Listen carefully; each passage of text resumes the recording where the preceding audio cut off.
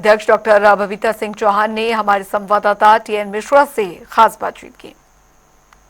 इस समय यूपी में राज्य महिला आयोग की अध्यक्षा डॉक्टर बबीता सिंह चौहान ने कल जो एक सलाह दी है लोगों को, उन्होंने एक नियम बनाए कि कुछ ऐसे जो है सरकार करे नियम कि जिससे महिलाओं को तमाम जो सुविधा होती है, चाहे वो टेलर को लेकर के हो, चाहे बसों में सफ़र को लेकर के हो, चाहे वो जो है ब्यूटी पार्लर में हो या जिम में हो, तो इसमें जो महिलाओं की दिक्कतें जो उनके पास शिकायतें आई हैं उसके आधार पर उन्होंने कुछ जो दिशा निर्देश दिए हैं, तो मैं उन्हीं जानूंगा क्या दिशा निर्देश हैं। जी, मेरा बिल्कुल ऐसा नहीं है, बट हाँ शिकायतें आई हैं और मैं महिला आयोग की अध्यक्ष भी हूँ और महिला भी हूँ, तो निश्चित रूप से मेरा दायित्व है कि मैं महिलाओं की सुरक्षा की दृष्टि से और महिलाओं को आत्मनिर्भर बनाने की दृष्टि में मेरा क्या सहयोग हो सकता है, मेरा क्या योगदान हो सकता है, मैंने उसकी पहल की है।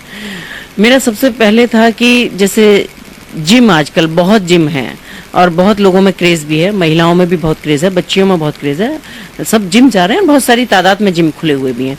वहाँ जो ट्रेनर होते हैं उसमें 99% जिम में ट्रेनर हैं वो सिर्फ लड़के होते हैं, पुरुष होते हैं। तो मेरा मानना है कि जिम में अगर पुरुष नौकरी कर सकते हैं, लड़के नौकरी कर सकते हैं, तो लड़कियों को नौकरी क्यों नहीं दी जा सकती? क्योंकि जब इतनी तादाद में है तो निश्चित रूप से वहाँ अपॉर्चुनिटी बहुत है। मैं कहती हूँ अगर एक शहर में अगर आपने टारगेट किया कि अगर 1500 जिम भी हैं, 1500 में अगर हमने दो भी अपनी बहनों को, अपनी महिलाओं को अपना वहाँ नौकरी दिलवाई, तो 3000 हमारी महिलाओं को नौकरी मिलेगी, रोजगार मिलेगी। 3000 महिलाएं तो कम से कम आत्मनिर्भर बनेंगी।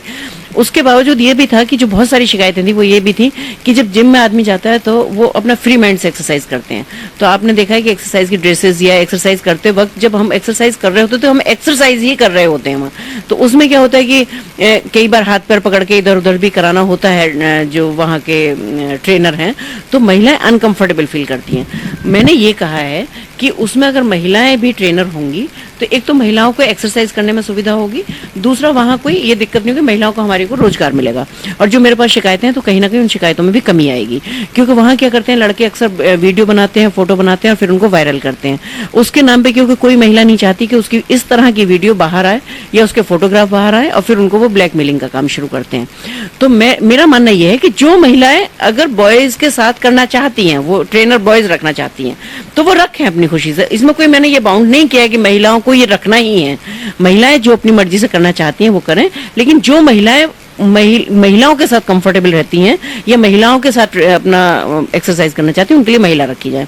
यही मेरा आता है पार्लर के ऊपर कि ब्यूटी पार्लर, आज तक हमने देखा ब्यूटी पार्लर महिलाओं के लिए होते हैं। पहले महिलाओं के पार्लर में महिलाएं ही काम करती थी, उनकी जगह भी अब लड़के आ गए। हम कहते हैं कि जब आप अपॉर्चुनिटी देखते हैं कि भाई महिलाओं को हमें आत्मनिर्भर बनाना, हमारी सरकार दिन रात इस पर काम कर रही है कि हम महिलाओं को कैसे सुरक्षा दें और कैसे आत्मनिर्भर बनाएं, लेकिन महिलाओं की जगह भी वहां पुरुष लेते जा रहे हैं। तो मेरा मानना है पुरुष भी रखें लेकिन उसमें महिलाएं भी रखें, महिलाओं को भी रोजगार दें, क्योंकि महिलाओं से ज्यादा अच्छा मेकअप या महिलाओं से अच्छे कपड़े पुरुष नहीं पहना सकते हैं। वहां थोड़ा सा मुझे ऑब्जेक्शन ये था क्योंकि जो मेरे पास शिकायतें आई थी कि आजकल जैसे ब्राइडल मेकअप होते हैं उनके लिए भी एक चलन सा चल गया है कि उसके लिए भी लड़के लेके आते हैं, लड़के लड़कियों को कपड़े पहना रहे हैं, उनको तैयार कर रहे हैं। और निश्चित रूप से जब कपड़े पहनाते हैं, जब करते हैं तो अकेले ही होते हैं ना वो, तो उनकी वीडियो ले लेके वो बाहर सारे में डाल रहे हैं। नहीं डालते हैं, वो दिखाते हैं पहले, अगर क्योंकि कोई भी माँ बाप ये नहीं चाहेंगे कि हमारी बेटी को कोई दूसरा लड़का कपड़े पहनाए। इसमें कोई ऐसी बड़ी चीज मैंने नहीं कहा, मैंने तो सिर्फ ये कहा है कि रोजगार के हिसाब से महिलाओं को रोजगार भी मिलेगा और हमारी महिलाएं जो चाहती हैं कि वो महिलाओं से काम कराएं उनमें वो भी मिलेगी। अब आते हैं हम टेलर की बात, बुटीक जितने बुटीक जो होते हैं वो महिलाओं के होते हैं, और आप जानते हैं जब मेजरमेंट लिया जाता है तो वो कितना क्लोजली लिया जाता है किसी भी ड्रेस को बनाने के लिए।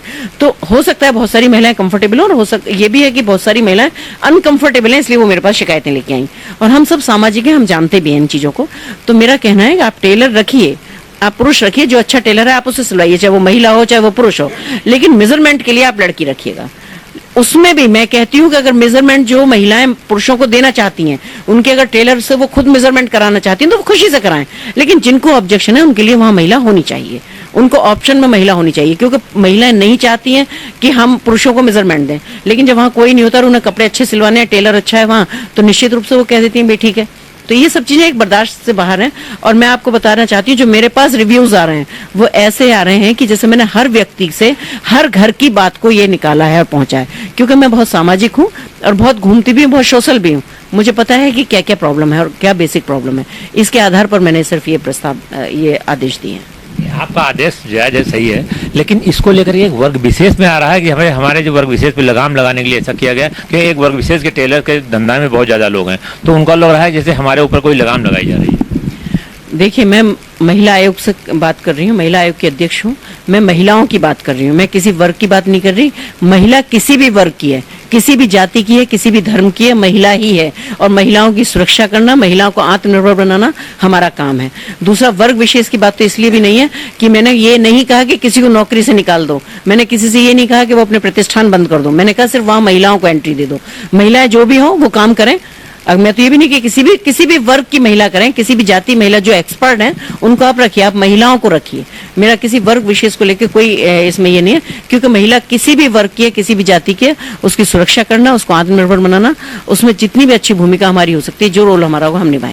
ये थी डॉक्टर बबीता सिंह चौहान, जिनका सीधा सा कहना कि मेरा किसी भी कोई रोक नहीं है, मैं सिर्फ सुझाव मैंने दिया। और दूसरी चीज़ है कि महिलाओं को आत्मनिर्भर बनाने की दिशा में उनका काम है कि ज़्यादा से ज़्यादा महिलाओं को नौकरी मिले, ज़्यादा से ज़्यादा महिला आत्मनिर्भर बने। वो और आदेश भी उन्होंने दिए हैं कि लोग इसका दुरुपयोग न करें और किस तरह महिलाओं की सुरक्षा हो, ये भी उनकी जिम्मेदारी है। तो इसको लेकर के उनके, अब सरकार आगे क्या करती है अलग बात है, लेकिन इतना जरूर है कि उनका कहना है कि वो जो है चाहती हैं कि वो जो महिलाएं कन्वेंट जस्टिस हैं तो रहें, लेकिन जिनको आपत्ति है, जिनको दिक्कतें हैं, तो उनकी सुविधा जो है देखी जाएगी और उनके लिए हर संभव कार्य किया जाएगा। और इसीलिए ने ऐसा आदेश दिया है। कनापथन आशी के साथ TN मिश्रा।